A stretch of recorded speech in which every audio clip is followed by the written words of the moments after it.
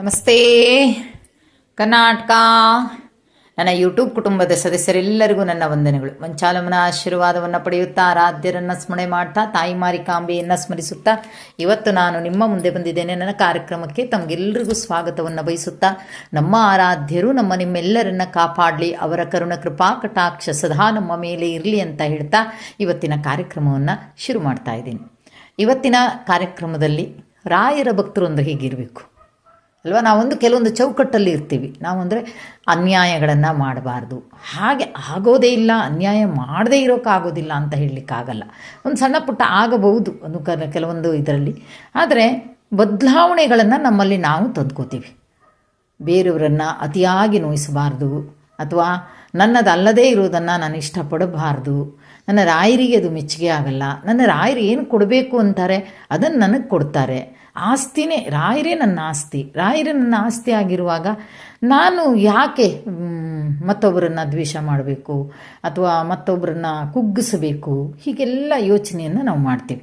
ನಮ್ಮನ್ನು ಕುಗ್ಗಿಸಿದಾಗ ರಾಯರೆದುರುಗಳ್ತೀವಿ, ನಮಗೆ ಅನ್ಯಾಯ ಆದಾಗ ರಾಯರೆದುರುಗಳ್ತೀವಿ. ನೀವು ಇದೀರಿ ತಂದೆ, ಅವ್ರಿಗೊಂದು ಒಳ್ಳೆ ಮನಸ್ಸನ್ನು ಕೊಡಿಯಪ್ಪ ಅಂತೀವಿ ಅಲ್ವಾ? ಕೆಲವೊಬ್ಬರನ್ನ ರಾಯರ ಭಕ್ತರು, ಇವರು ನಿಜ ರಾಯರ ಭಕ್ತರು ಅಂತೇನು, ಅಪ್ಪ ರಾಯರ ಭಕ್ತರು ಅಂದರೆ ಹೀಗಿರಬೇಕು ನೋಡಿ ಅಂತೇವೆ. ಆದರೆ ಅದರಲ್ಲಿ ಕೆಲವೊಂದು ಗುಣಗಳಿರುತ್ತೆ ಮನುಷ್ಯನ ಇದರಲ್ಲಿ. ಹೀಗಿದ್ದರೆ ರಾಯರ ಭಕ್ತರು ರಾಯರಿಗೆ ಇಷ್ಟ ಆಗ್ತಾರೆ ಅಂತ. ಇದನ್ನೆಲ್ಲ ಯಾಕೆ ಹೇಳ್ತಾ ಇದ್ದೀನಿ ಅಂದರೆ, ಒಂದು ಒಳ್ಳೆ ರಾಯರ ಭಕ್ತರ ಬಗ್ಗೆ ಹೇಳ್ತಾ ಇದ್ದೀನಿ ನಾನು. ತುಂಬ ಅತ್ಲಾಗ ಬಡತನನೂ ಅಲ್ಲ, ಅತ್ಲಾಗ ಸಿರಿತನನೂ ಅಲ್ಲ, ತುಂಬ ಕಷ್ಟದಲ್ಲಿ ಇರುವಂಥ ಒಂದು ಕುಟುಂಬ. ಆ ಕುಟುಂಬ ಹೇಗೆ ಅಂದರೆ, ಒಂದೊಂದು ಸಲ ರಾಯರು ಕೈ ಹಿಡಿತಾರೆ, ಆರ್ಥಿಕವಾಗಿಯೂ ಚೆನ್ನಾಗಿರ್ತಾರೆ, ಇನ್ನೇನೋ ಖುಷಿಯಾಗಿರ್ತಾರೆ, ಇನ್ನೇನೋ ಬಂದುಬಿಡುತ್ತೆ. ಇದು ಪ್ರತಿಯೊಬ್ಬ ಮನುಷ್ಯನ ಜೀವನದಲ್ಲಿ ಬರುವಂಥದ್ದು. ಇನ್ನೇನೋ ಸಮಸ್ಯೆ ಐತೆ ಹೋಗಿರುತ್ತೆ, ಇನ್ನೇನೋ ಸಮಸ್ಯೆ ಬರುತ್ತೆ, ಇದು ಪ್ರತಿಯೊಬ್ಬನ ಜೀವನದಲ್ಲಿ ಬರುತ್ತೆ. ಆದರೂ ಧೈರ್ಯ ಹೊಂದೋದಿಲ್ಲ. ರಾಯರಿದ್ದಾರೆ, ನನಗೇನೋ ಒಂದಿದು ಮಾಡ್ತಾರೆ ಅನ್ನೋ ನಂಬಿಕೆ ಮೇಲೆ ಆ ಕುಟುಂಬ ಇತ್ತು. ಗಂಡ ಹೆಂಡತಿ 2 ಮಕ್ಕಳು ಇರೋದು. ಹಾಗೆ ಅವ್ರು ಏನು ಮಾಡ್ತಾರೆ, ಜೀವನವನ್ನು ಹೀಗೆ ಸಾಗಿಸ್ತಾನೆ ಇರ್ತಾರೆ. ಇರುವಾಗ ಒಂದು ಫಂಕ್ಷನ್ ಆಗುತ್ತೆ, ಸ್ಕೂಲಲ್ಲಿ ಒಂದು ಫಂಕ್ಷನ್ ಆಗ್ತದೆ, ದೊಡ್ಡ ಫಂಕ್ಷನ್ ಆಗುತ್ತೆ. ಯಾಕಂದರೆ ಮಕ್ಕಳು ಕಾಲೇಜಿಗೆಲ್ಲ ಹೋಗ್ತಾ ಇದ್ದಾರೆ, ದೊಡ್ಡ ಫಂಕ್ಷನ್ ಆಗುತ್ತೆ. ಆಗೇನಾಗುತ್ತೆ, ಫಂಕ್ಷನ್ನೆಲ್ಲ ಮುಗಿಸ್ಕೊಂಡು ಬರುವಾಗ ರಾಯರು ಒಂದು ಇದನ್ನು ಕೊಡ್ತಾರೆ ಅವ್ರಿಗೆ. ನೋಡಿ, ಬಡವರಿಗೆ ನಮಗೆ ಒಂದು 1000 ರೂಪಾಯಿ ಸಿಕ್ಕರು ಜೀವನೇ ಅಲ್ವಾ? ಯಪ್ಪ, ನನಗೆ ಒಂದು 1000 ರೂಪಾಯಿ ಸಿಕ್ಬಿಡ್ತು, ನಂಗೆ ರಾಯರು ಕೊಟ್ಬಿಟ್ರು ಅಂತ. ಆದರೆ ರಾಯರು ಒಂದು ವಸ್ತುವನ್ನೇ ಇದು ಮಾಡ್ತಾರೆ. ವಸ್ತು ಆದರೂ ಅದು ಎಂಥ ವಸ್ತು ಅದು, ಅಂಥದ್ದನ್ನು ಕೊಡ್ತಾರೆ ರಾಯರು. ತೊಗೊಂಡು ಬರ್ತಾರೆ. ತೊಗೊಂಡು ಬಂದು ಮನೆಯಲ್ಲಿ ನೋಡಿದಾಗ ಗೊತ್ತಾಗುತ್ತೆ ಫೀವರ್ ಗೋಲ್ಡ್ ಅಂತ. ಅದು ಫೀವರ್ ಗೋಲ್ಡ್ ಅಂತ ಗೊತ್ತಾಗುತ್ತೆ. ಜೊತೆಗೆ ಬೆಳೆ ಬಾಳುವಂಥ ಹರಳುಗಳು ಇದೆ ಸಹಿತ. ಲಾಕೆಟ್ ಸಿಕ್ಕತ್ತೆ ಅವರಿಗೆ. ಎಷ್ಟು ವೆಯ್ಟ್ ಇದೆ ಅಂದರೆ ಸಾಧಾರಣ 1.5-2 ತೊಲೆಯಷ್ಟು ವೆಯ್ಟ್ ಇದೆ ಅದು. ಹಾಗೆ ನೋಡಿದ ತಕ್ಷಣ ಯಾರಿಗೆ ಆಸೆ ಆಗಲ್ಲ? ನಾವೇನು ಅಂದ್ಕೊತೀವಿ, ಚಿನ್ನ ಸಿಕ್ತು ನಮಗೆ ನಮ್ಮದು ಕಷ್ಟ ಎಲ್ಲ ಕಳೀತಾ ಇದೆ ಅಂತ. ಆದರೆ ಒಂದು ಮಾತಿದೆ, ಅದು ಎಷ್ಟೇ ಚಿನ್ನ ಸಿಕ್ಕಿದ್ರೂ ತಗೋಬಾರ್ದು ಅನ್ನೋದೊಂದು ಇದೆ. ಅವಾಗೆಲ್ಲ ಹಿಂದೆ ಎಲ್ಲ ಚಿನ್ನ ಸಿಕ್ಕಿದವ್ರು ಏನು ಮಾಡ್ತಾ ಇದ್ರಂತೆ, ಎಲ್ಲನೂ ತೊಗೊಂಡೋಗಿ ದೇವ್ರ ಡಬ್ಬಕ್ಕೆ ಹಾಕ್ತಿದ್ರಂತೆ. ಈಗಾಗಲ್ಲ, ಅದನ್ನು ಮಾರಿಬಿಟ್ಟು ಅದರಲ್ಲಿ ಒಂದು ಪಾಲು ದೇವರಿಗೆ ಬಾಕಿದ್ದನ್ನು ತಾವು ಉಪಯೋಗಿಸ್ಕೋತಾ ಇದ್ದಾರಂತೆ. ಆಗ ಅವಾಗ ಹೆಣ್ಮಗಳು ಏನು ಮಾಡ್ತಾಳೆ ನೋಡಿ, ರಾಯರ ಭಕ್ತರು ಅನ್ನೋದಕ್ಕೆ ಈ ಹೆಣ್ಮಗಳೇ ಸಾಕ್ಷಿ. ಇದು ನಿಜವಾದ ರಾಯರ ಭಕ್ತರು, ಇವರು ನಿಜವಾದ ರಾಯರ ಭಕ್ತರು. ಆಗ ಸರಿ, ರಾಯರ ಹತ್ರ ಒಂದು 4 ಚೀಟಿ ಹಾಕ್ತಾರೆ. ಅಂದರೆ ಒಂದು ಮನೆ ದೇವರಿಗೆ, ಒಂದು ರಾಯರಿಗೆ, ಇನ್ನೊಂದು ಏನಕ್ಕೋ ಅಂತ ಹಾಕ್ತಾರೆ. ಆಮೇಲೆ ಇನ್ನೊಂದು ತನಗೆ ಅಂತ 4 ಚೀಟಿಯನ್ನು ಹಾಕ್ತಾರೆ. ಆ ಚೀಟಿಯನ್ನು ಹಾಕೋದ್ರೊಳಗೆ ನೋಡಿ ಎಂಥ ದೊಡ್ಡ ಗುಣ, ಎಂಥ ದೊಡ್ಡ ಮನಸ್ಸು. ಹಾಕೋದ್ರೊಳಗೆ ಒಂದು ಪ್ರಾರ್ಥನೆಯನ್ನು ಮಾಡ್ತಾರೆ. ಏನು ಮಾಡ್ತಾರೆ, ನನಗೆ ಸ್ಕೂಲ್ ಹತ್ರ ಸಿಕ್ಕಿರೋದಪ್ಪ ಇದು, ಹಾಗಾಗಿ ಯಾರದ್ದು ಇರಬೇಕಲ್ವ ತಂದೆ, ಯಾರದ್ದೇ ಇರಬೇಕು. ಅವರಿಷ್ಟು ಬೆಳೆ ಬಾಳುವಂತನ್ನು ಕಳ್ಕೊಂಡು ನೋವನ್ನು ಬಯಸ್ತಾ ಇದ್ದಾರೇನೋ ತಂದೆ ಅಂತ ಹೇಳಿ ಅವಾಗೇನು ಮಾಡ್ತಾರೆ, ಒಂದು ಪ್ರಾರ್ಥನೆಯನ್ನು ಮಾಡ್ತಾರೆ ರಾಯರಲ್ಲಿ. ರಾಯರೇ, ಇದು ನೀನು ಕೊಟ್ಟಿದ್ಯಾ ಅಂತ ಅಂದ್ಕೋತೀನಿ ತಂದೆ, ಆದರೆ ಅದು ಯಾರದ್ದೋ ಕಣ್ಣೀರಾಗ್ಬಿಟ್ರೆ ಕಷ್ಟ ಆಗ್ಬಿಡ್ತಾವಲ್ವ ತಂದೆ.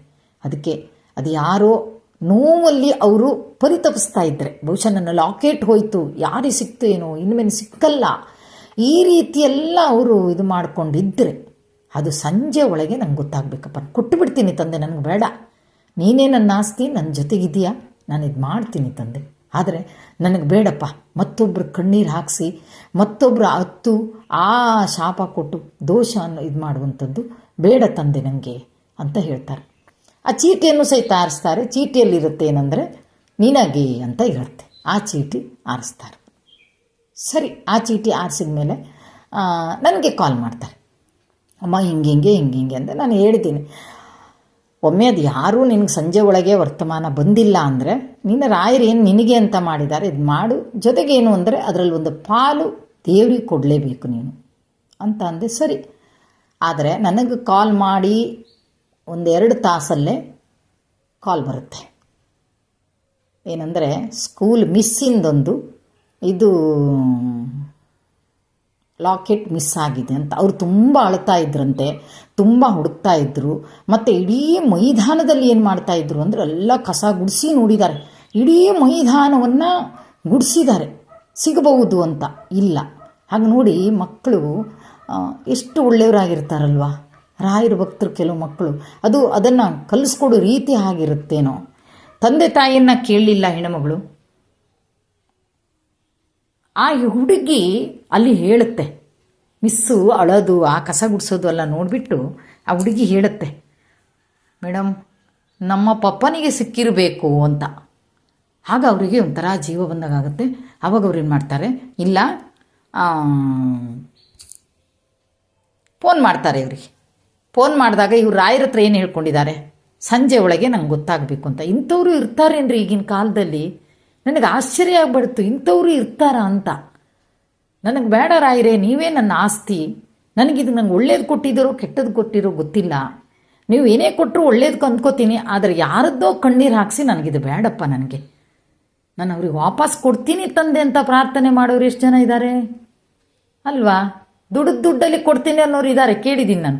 ಸಿಕ್ಕಿದ್ದನ್ನು ಅದು ಇಂಥ ಬೆಳೆ ಬಾಳುವಂಥದ್ದನ್ನು ಇಂಥ ಕಷ್ಟ ಕಾಲದಲ್ಲಿ ನನಗೆ ಬೇಡ ನಾನು ಕೊಡ್ತೀನಿ ಅನ್ನೋರು ಆಶ್ಚರ್ಯ ಅಲ್ವಾ?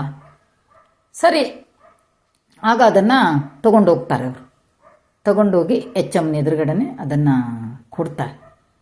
ಕೊಟ್ಟಾಗ ಅವ್ರಿಗೆ ಎಷ್ಟು ಖುಷಿ ಆಯಿತು. ಅವರು ಕಣ್ಣಲ್ಲಿ ಬರ್ತಾ ಇರುವಂಥ ನೀರು, ಅವರು ಕೈ ಹಿಡ್ಕೊಂಡು ಆ ಥ್ಯಾಂಕ್ಸಿಗೆ ಬೆಲೆನೇ ಸಾಕಾಗಲ್ಲ ಅಂತರಂತೆ. ಅವರು ಇಷ್ಟು ಒಳ್ಳೆ ಮನಸ್ಸು ನಿಮ್ಮದು, ಕೊಡಬೇಕು ಅನ್ನಿಸ್ತು. ಅಥವಾ ಸುಳ್ಳು ಹೇಳ್ಬೋದಿತ್ತು, ನೀವು ಇಲ್ಲ ಅಂತ ಸುಳ್ಳು ಹೇಳ್ಬೋದಿತ್ತು, ಸಿಗಲಿಲ್ಲ ಅನ್ನಬೋದಿತ್ತು. ಏನೂ ಮಾಡ್ದೇನೆ ನೀವು ನನ್ನ ಕಳೆದು ಹೋಯ್ತು ಅಂದ ತಕ್ಷಣ ಕೊಟ್ರಿ. ಜೊತೆಗೆ ನಿಮ್ಮ ಮಗಳು ಎಷ್ಟು ಒಳ್ಳೆ ಕೆಲಸ ಮಾಡಿದ್ದಾಳೆ ನೋಡಿ. ಏನೂ ಹೇಳಿಲ್ಲ ನಿಮ್ಮ ಮಗಳು ಎಷ್ಟು ಒಳ್ಳೆ ಕೆಲಸ ಮಾಡಿದಾಳೆ ಅಂದರೆ,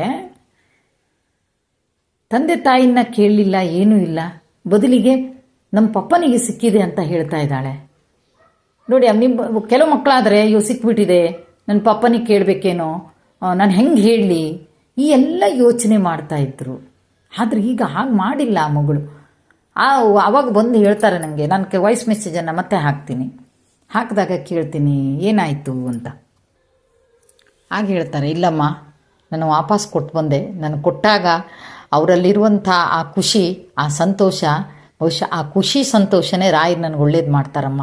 ನಾನು ವಾಪಸ್ ಕೊಟ್ಟುಬಿಟ್ಟೆ, ಬೇಡಮ್ಮ. ಇವತ್ತು ಅದನ್ನು ತೊಗೊಂಡು ನಾನು ಖರ್ಚು ಮಾಡ್ಬೋದಿತ್ತು, ಆದರೆ ಕೊನೆಯ ತನಕನೂ ನನ್ನ ಮಕ್ಕಳಿಗೂ ಸಹಿತ ಅದು ಶಾಪವಾಗಿ ಉಳಿದ್ಬಿಡ್ತಿದ್ದು. ಅವ್ರು ಕೊಡುವಂಥ ಶಾಪ ಯಾರಿಗೆ ಸಿಕ್ಕರು ದೇವರು ಅವ್ರಿಗೆ ದಕ್ಕದೇ ಹೋಗಲಿ ಅಂತ ಇಟ್ಕೊಡುವಂಥ ಶಾಪ, ಅವ್ರು ಹಾಕಿರುವಂಥ ಕಣ್ಣೀರು ಅದೆಲ್ಲ ತಡ್ತಿತ್ತಮ್ಮ. ಇಲ್ಲಮ್ಮ, ಏನಿಲ್ಲಮ್ಮ, ಖುಷಿಯಾಗೋಯ್ತಮ್ಮ ನನಗೆ ಅಂತ ಹೇಳ್ತಾರೆ ನೋಡಿ. ಲೆಕ್ಕ ಹಾಕಿ ಎಷ್ಟು ಅದಕ್ಕೆ ನನಗನ್ಸೋದೇನು ಅಂದರೆ, ನಿಜವಾದ ರಾಯರ ಭಕ್ತರು ಅಂತ ಹೇಳೋದಿದೆ. ತನ್ನದು ಅಲ್ಲದೇ ಇರೋದನ್ನು ನನಗೆ ಬೇಡ, ನನಗೆ ನೀನು ಇಷ್ಟು ಕೊಟ್ಟಿದ್ದೀಯ ಸಾಕು, ಮುಂದೆ ನೀನು ಕೊಡಬಹುದು ನನಗೆ. ನನ್ನ ಮಕ್ಕಳು ಓದ್ತಾ ಇದ್ದಾರೆ ಈಗ, ನನಗೆ ನೀನು ಮುಂದೆ ಕೊಡಬಹುದು. ನಾನು ಯಾಕೆ ಸುಮ್ಮನೆ ಕಂಡವ್ರು ಇದಕ್ಕನ್ನು ಆಸೆ ಮಾಡಬೇಕು? ಬೇಡ ತಂದೆ, ನನಗೆ ವರ್ತಮಾನ ಕೊಟ್ಟರು. ಅದೇ ಮೂಲಕ ತಗೊಂಡು ಕೊಟ್ಟು ಬಂದರು. ರಾಯರಿಗೂ ಬಂದು ಹೇಳಿದರು. ಆ ಖುಷಿ ಎದುರುಗಡೆ ಏನೂ ಇಲ್ಲ ತಂದೆ, ನನ್ನ ಗಂಡ ನನ್ನ ಮಕ್ಕಳನ್ನ ನೀನು ಕಾಪಾಡ್ಕೊಂಡಿರಪ್ಪ, ನೀನೇ ನನ್ನ ಆಸ್ತಿ ಅಂತ ಪ್ರಾರ್ಥನೆಯನ್ನು ಮಾಡ್ತಾರೆ ನೋಡಿ. ಕೆಲವೊಂದು ನಾನು ಹೇಳೋದೇನೆಂದರೆ, ರಾಯರ ಭಕ್ತರಲ್ಲಿ ಕೆಲವೊಂದು ಗುಣ, ಎಷ್ಟೋ ಜನರಲ್ಲಿ ನೋಡಿದ್ದೀನಿ ನಾನು, ರಾಯರ ಭಕ್ತರಲ್ಲಿ ನೋಡಿದ್ದೀನಿ. ಒಳ್ಳೊಳ್ಳೆ ಗುಣಗಳಿರುತ್ತೆ. ಆಸ್ತಿನ ಅಕ್ಕನಿಗೆ ಕೊಡದೆ ಅಕ್ಕನ್ನ ಸತಾಯಿಸಿ ಆಮೇಲೆ ಅಕ್ಕನ್ನ ಹೋಗಿ ಕರ್ಕೊಂಡು ಬಂದು ಆಸ್ತಿ ಕೊಟ್ಟವ್ರು ಎಷ್ಟೋ ಜನ ಇದ್ದಾರೆ. ಅತ್ತೆ ಸೊಸೆ ಜಗಳ ಮಾಡಿಕೊಂಡು ಅದು ಹಾಗಲ್ಲ ಹೀಗಮ್ಮ ಅಂದಾಗ ಸುಧಾರಿಸ್ಕೊಂಡವ್ರು ಎಷ್ಟೋ ಜನ ಇದ್ದಾರೆ ಅಲ್ವಾ. ಅದು ನಿಜವಾದ ರಾಯರ ಭಕ್ತರು. ರಾಯರ ಭಕ್ತರು ತಪ್ಪು ಮಾಡ್ತಾರೆ, ತಪ್ಪು ಮಾಡಲ್ವಾ? ಮನುಷ್ಯರಲ್ವ ನಾವು, ಉಪ್ಪು ಖಾರ ಹುಳಿ ಎಲ್ಲ ತಿಂದಿರ್ತೇವೆ, ತಪ್ಪು ಮಾಡೇ ಮಾಡ್ತೇವೆ. ಆದರೆ ರಾಯರಲ್ಲಿ ಅತಿಯಾದ ನಂಬಿಕೆಯನ್ನು ನಾವು ಇಟ್ಕೊಂಡಾಗ ನಮಗೆ ರಾಯರ ಕೆಲವೊಂದು, ರಾಯರು ನಡೆದಂಗಂತೂ ಖಂಡಿತ ನಡೆಯೋಕ್ಕಾಗಲ್ಲ, ಆದರೆ ಕೆಲವೊಂದನ್ನು ನಾವು ಒಂದು ಸ್ವಲ್ಪ ನಮ್ಮ ರಾಯರಿಗೆ ಇಷ್ಟವಾಗೋ ರೀತಿ ನಾವು ಇರೋಣ, ರಾಯರಿಗೆ ಇದು ಖುಷಿ ಆಗುತ್ತೆ ಅಂತ ಅಂದ್ಕೋತೀವಿ.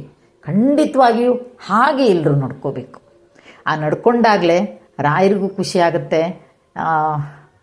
ನನ್ನ ತೇರಿ ಹಾಗೆ, ನಾನು ಅಂದ್ಕೊಳ್ಳೋದು ಹಾಗೆ. ನಾನು ಆದಷ್ಟು ದೇವರೇ ಮತ್ತೊಬ್ಬರನ್ನ ನೋಯಿಸೋದು ಬೇಡ, ಮತ್ತೊಬ್ಬರನ್ನ ಬೇಕು ಅಂತ ಮತ್ತೊಬ್ಬರ ವಸ್ತುವನ್ನು ಬೇಕು ಅಂತ ಕೇಳೋದು ಬೇಡ, ಹೀಗೆಲ್ಲ ಯೋಚನೆಯನ್ನು ಮಾಡೋಳು ನಾನು. ಹಾಗಾಗಿ ಈ ಹೆಣ್ಣುಮಗಳ ಇದು ಕೇಳಿದಾಗ ನನಗೆ ತುಂಬ ಖುಷಿಯಾಯಿತು. ನನ್ನಲ್ಲಿ ಹೇಳಬೇಕನ್ನುವಂಥ ಅಗತ್ಯನೂ ಇರಲಿಲ್ಲ ಅವರಿಗೆ, ನನ್ನಲ್ಲೂ ಹೇಳ್ಕೊಂಡ್ರು, ಬಂದು ಹೇಳಿದರು, ನನ್ನ ಹತ್ರನೂ ಹೇಳ್ಕೊಂಡ್ರು. ಆಮೇಲೆ ಕೊಟ್ಟು ಬಂದರು. ಕೊಟ್ಟ ಮೇಲೆ ಮತ್ತೆ ಬಂದು ನನ್ನ ಹತ್ರ ಹೇಳ್ತಾರೆ, ಕೊಟ್ಟು ಬಂದೆ ಅಮ್ಮ ನಾನು ಅಂತ. ಯಾರಿಗೂ ಹೇಳಲೇ ಇಲ್ಲ ಅವರು. ಗಂಡ ಹೆಂಡತಿ ಮಕ್ಕಳಿಗೆ ಅಷ್ಟೇ ಗೊತ್ತಿರೋದು, ಯಾರಿಗೂ ಹೇಳಿಲ್ಲ. ಮೂರನೇ ವ್ಯಕ್ತಿಗೆ ಹೇಳಿದ್ದಾರೆ ಅಂದರೆ ನನ್ನ ಹತ್ರ ಮಾತ್ರ ಅವ್ರು ಹೇಳಿರೋದು. ಕೆಲವೊಂದನ್ನಾದರೂ ಇದು ಮಾಡಿಕೊಳ್ಳುವಂಥದ್ದನ್ನಂತ ಹೇಳುವಂಥದ್ದು ಇದೆ. ನಾವು ಸ್ವಲ್ಪ ಬದಲಾವಣೆಗಳನ್ನು ಮಾಡಿಕೊಳ್ಳೋಣ, ಇದು ನನ್ನ ಒಂದು ಅಭಿಪ್ರಾಯ. ಈ ಹೆಣ್ಣುಮಗಳಲ್ಲಿ ಆದಂಥ, ಈ ಕುಟುಂಬದಲ್ಲಿ ಆದಂಥ ಬದಲಾವಣೆ, ಅದನ್ನೆಲ್ಲ ನಾನು ನಿಮ್ಗೆ ಇವತ್ತೇ ತಿಳಿಸಿದ್ದೀನಿ ಅಂತ ಹೇಳ್ತಾ ಇವತ್ತಿನ ಈ ಕಾರ್ಯಕ್ರಮವನ್ನು ಇಲ್ಲಿಗೆ ಮುಗಿಸ್ತಾ ಇದ್ದೀನಿ. ಜೈ ಹಿಂದ್, ಜೈ ಕರ್ನಾಟಕ ಮಾತೆ. ಸರ್ವೇ ಜನ ಸುಖಿನೋ ಭವಂತು.